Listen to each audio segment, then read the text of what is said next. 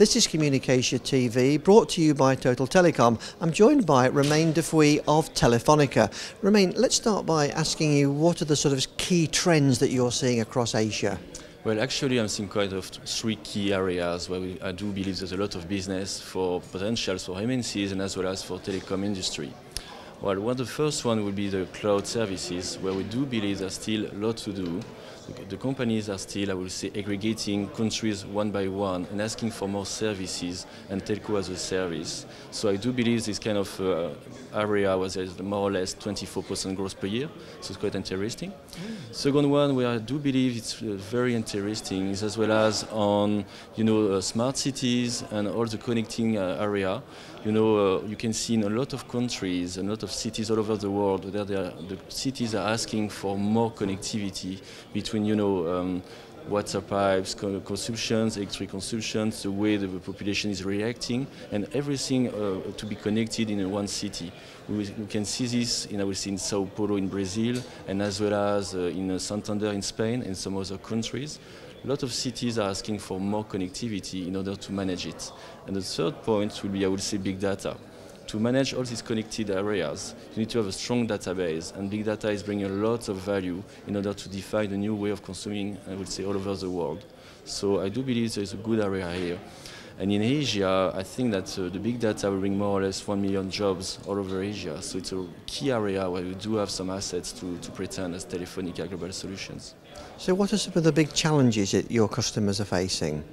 Well, basically, our customers are facing two areas of constraints or growth. The first one is to follow the business. So obviously, when you have to open a new branch in some key, countries, or with a lot of regulations, they're asking for a lot of support and having the right partner to support them. So they are keen to have someone able to support their request and get the right level of flexibility. When you are aggregating from a country from New Zealand to South Korea, obviously the requests are quite different. Second thing I do believe is very important is the way, I would say, things are getting more structured in Asia. As you can imagine, a couple of years ago, the IT was following the growth of the business, and now the IT is bringing more value-add services. It's considered as an asset. So the CIOs are moving from, I would say, being a cost basis to bringing more value-add services. And I was surprised when I was in Kuala Lumpur last week when I saw some customers, I would say, showing the quality of the network, the quality of the IT services, and the way it's bringing more value to their customers. That's, I would say, the shape of IT services we're seeing today. Now, we've not had the chance to talk to Telefonica before in Singapore. You're a global brand, but perhaps not so well known. What's your presence in Asia? Yeah, it's a very good point, thanks for asking. Actually, Telefonica is, I would say, number one in Latin America and one of the key players in Europe with O2 in the UK, as you may know. And basically, following the amazing growth we have, I would say, on Europe and Americas, our customers ask us to expand in, I would say, in Asia and be, I would say, following the growth of these companies all over Asia, from New Zealand to South Korea, Japan and China. So we started, I would say, 10 years ago with a strong relationship with China Unicom, where we have a strong, I would say, partnership, an alliance. And then we, I would say, opened Hong Kong a couple of years ago and the headquarters in Singapore last year. And this year we'll be opening Japan in Tokyo subsidiary. And then we'll open India, and as well as we'll be opening Australia and South Korea. So we are in a way of expanding in order to cover the needs of our customers and as well as to take care of our existing customers. As you can imagine, Japanese customers are already working with us in Latin America. I don't have to say names, all the brands you may know. And to be close to our customers will allow us to support big MNCs from Asia in our core activities and our own footprints in Europe and Latin America. So that's where we are today, so supporting companies from Southeast Asia and all over Asia back to our home, I would say, footprint.